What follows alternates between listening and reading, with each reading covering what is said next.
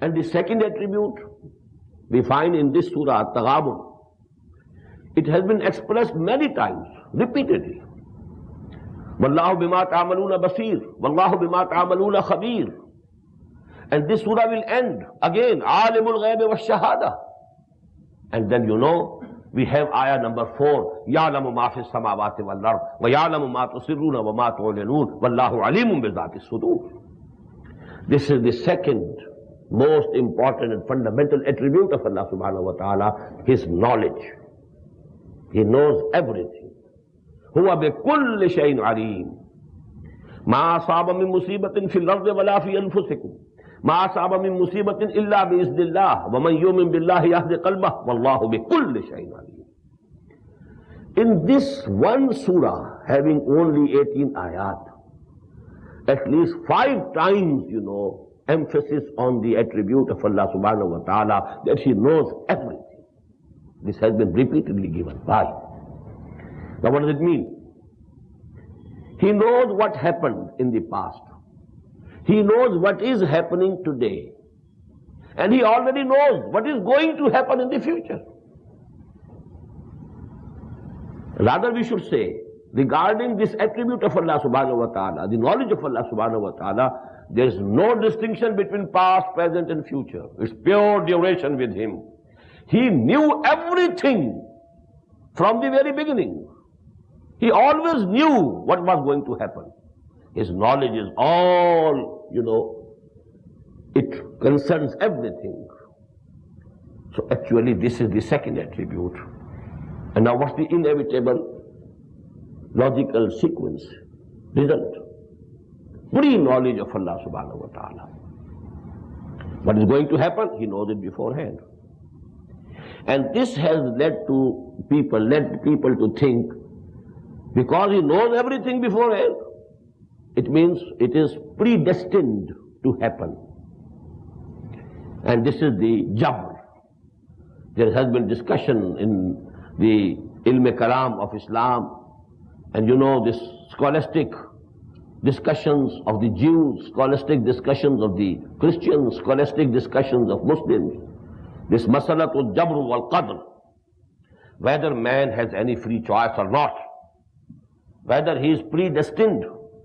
This has been a dialogue, a very lengthy dialogue.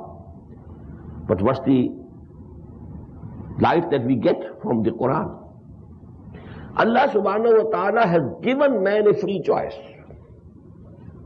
There are so many ayat in the Quran. Man has a free choice. Imma shakiram wa imma kafura. He has the authority. If he likes to be shakir, to be grateful to us, okay, he can do it. If he wants to be kafir, ungrateful to us, or doesn't want to believe in us, okay, he has the authority. We have given him this choice. فَمَنْ شَاءَ فَلْيُؤْمِنْ إِمَّا شَاكِرًا وَإِمَّا كَفُورًا. It appears in Surah Ad-Dahr. And فَمَنْ شَاءَ فَلْيُؤْمِنْ وَمَنْ شَاءَ فَلْيَكْفُرْ. Whosoever likes, he may believe. Whosoever likes and chooses, he may commit kufr. He is free. And that is why reward. If there was predestination, there shouldn't be any reward then. If you are predestined to be good, and Allah subhanahu wa ta'ala has made you good, then what for any reward for you? It becomes absolutely superfluous. In this same way, if Allah subhanahu wa ta'ala has forced you to be bad, He has forced you to choose evil, then why you should be punished? There's no question of any good reward or punishment if there's no free choice. Free choice has been given to man. But Allah knows what will you do. These two things should be absolutely separately conceived. Pre-knowledge is something else. Predestination is something else. Pre-knowledge doesn't necessarily mean predestination. This is the point we should be brought home. And let me give you a very simple example. A child is playing before you. You throw a toy before him. And you know it, that he will turn towards it. But is he doing because we have forced him to do it? You knew it, you could assess, you could guess that when I throw this ball before this child, he will turn to it, he will try to have it.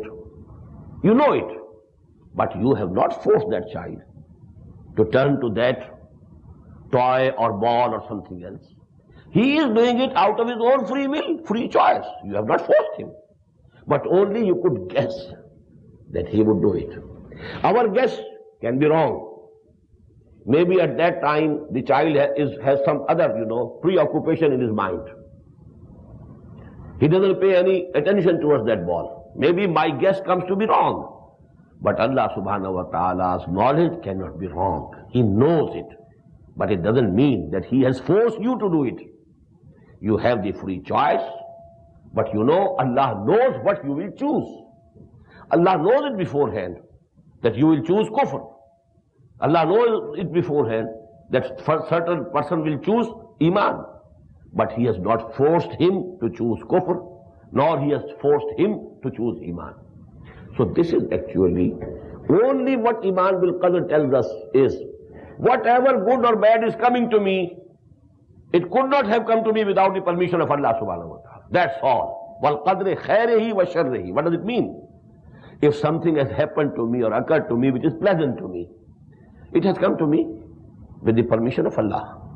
If something injurious, something unpleasant, something painful, if it has happened to me, it also could not happen without the permission of Allah subhanahu wa ta'ala. Because final authority is His. He is Al-Jabbar, He is Al-Qahhar, He is Al-Aziz, He is all-powerful, He is omnipotent, He is controlling this universe. Nothing in this universe is out of His control. Whatsoever is happening with His permission.